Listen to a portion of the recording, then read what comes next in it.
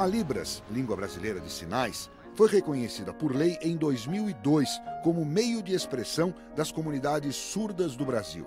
A partir de então, Libras tornou-se disciplina obrigatória nos cursos de formação de professores em pedagogia, fonoaudiologia e licenciaturas. É considerada a língua natural dos surdos. O português, as crianças surdas aprendem como segunda língua. A história da educação dos surdos brasileiros começa na época do Império. Dom Pedro II tinha um neto surdo, filho da princesa Isabel com o Conde de, que também era parcialmente surdo. O imperador trouxe da França o professor surdo Édouard Huet e fundou em 1857, no Rio de Janeiro, o Instituto de Surdos Mudos, atual INES, Instituto Nacional de Educação de Surdos. Os alunos estudavam através de sinais e da escrita em português. A comunicação entre os surdos passou por uma revolução no século XX com os estudos do linguista norte-americano William Stockwell. Ele percebeu que os sinais formavam estruturas linguísticas. A partir daí, as línguas de sinais começaram a ser sistematizadas com base nos sinais usados pelas comunidades surdas de cada país. Por causa do trabalho do professor Huet, a Libras teve grande influência da língua de sinais francesa. Na Libras, os sinais obedecem a uma gramática própria, com níveis linguísticos correspondentes aos das línguas orais auditivas. Em português, os fonemas, unidades mínimas de som, são representados graficamente pelas letras. Na língua brasileira de sinais, os fonemas equivalem aos quiremas, representados pela configuração das mãos. Mas os sinais só ganham sentidos quando a configuração das mãos é aliada a movimentos, direção, pontos de articulação e expressões faciais. A combinação desses elementos forma um número infinito de sinais, assim como a combinação de sons forma uma quantidade infinita de palavras nas línguas faladas. O ponto de articulação é o lugar onde o sinal é feito. Pode ser um espaço neutro na frente do corpo ou pontos do corpo tocados por uma ou pelas duas mãos. Os sinais que expressam os verbos trabalhar, brincar e consertar, por exemplo, são feitos no espaço. Já para os verbos imaginar, batizar e pensar, os surdos tocam a testa.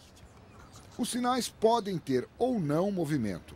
A expressão em pé não tem movimento, diferente do sinal para evitar, que inclui movimento. Muito importantes são as expressões faciais, que correspondem à entonação das línguas orais. Para a interrogação, os surdos franzem a testa com a cabeça inclinada para trás. Para indicar os pronomes pessoais, eles apontam. As frases, em geral, começam com os substantivos. Em Libras, se diz cinema eu vou. E não eu vou ao cinema, como em português. Para nomes próprios ou de ruas, os surdos usam a soletração manual, onde cada configuração das mãos equivale a uma letra do alfabeto em português.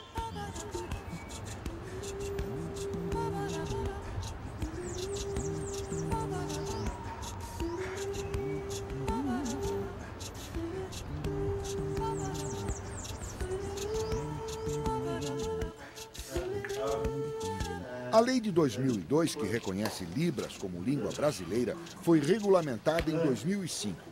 Prevê que em 10 anos, todos os educadores em Libras, surdos ou ouvintes, sejam formados por cursos de letras.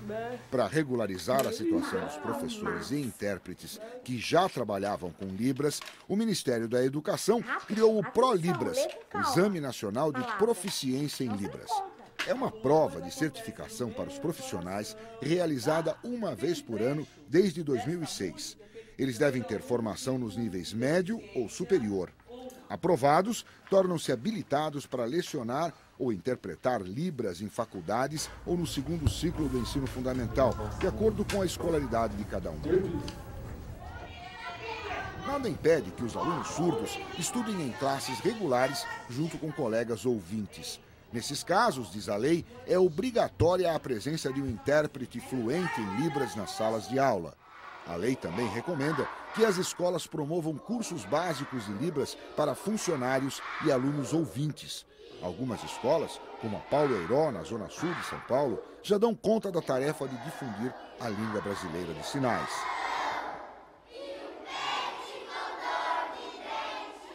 A primeira faculdade a oferecer licenciatura em letras libras foi criada em 2006, um ano depois da regulamentação da lei. O curso semipresencial, com duração de 4 anos, é uma parceria entre o MEC, a Universidade Federal de Santa Catarina e outras 17 instituições de ensino. São 15 polos espalhados por todo o país. As unidades paulistas funcionam na USP e na Unicamp. Em 2011, já eram 8 faculdades de letras em língua portuguesa e Libras, a maioria instalada em universidades federais brasileiras. Dos 8 cursos, 2 são à distância e 6 presenciais. No caso da licenciatura, depois de formados, os surdos terão prioridade para lecionar Libras no ensino básico ou superior. Nas escolas brasileiras, o método mais usado na educação dos surdos é o bilinguismo, que pressupõe que a criança aprenda como primeira língua a de sinais e como segunda a modalidade escrita da língua oficial do seu país. Uma das grandes dificuldades dos alunos surdos é que não existe uma escrita formal da Libras. Para escrever, eles pensam em sinais e transferem os significados para a segunda língua, o português, que tem outra gramática, outra ordem na formação das frases. Já existem muitos pesquisadores trabalhando para desenvolver a escrita na língua brasileira de sinais. A maioria se baseia no sistema Sign Writing, criado nos anos 70 pela bailarina e coreógrafa norte-americana Valerie Sutton. A partir dos símbolos usados nos desenhos de coreografias, ela ajudou a criar símbolos visuais para representar a configuração de mãos, o movimento e outros elementos de qualquer língua de sinais do mundo.